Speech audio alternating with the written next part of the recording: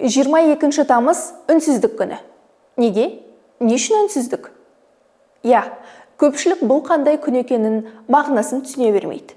Үнсіздік күні сайлаудың алдындағы соңғы күн. Яғни, кандидаттар да, партиялар да үгіт жүргізе алмайды. Неге? Өйткені сайлаушыға соңғы шешімін ешкімнің ықпалынсыз қабылдауға уақыт беріледі. Бір күн бойы жаңа жарнама да, жаңа үндеу де болмайды. Осы себепті бұл күн үнсіздік күні деп аталады. Заң не дейді?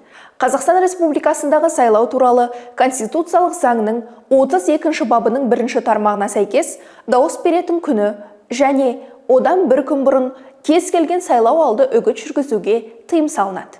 Ал сайлау алды үгіттің қашан басталып, қашан аяқталатыны осы заңның 27 бабында көрсетілген.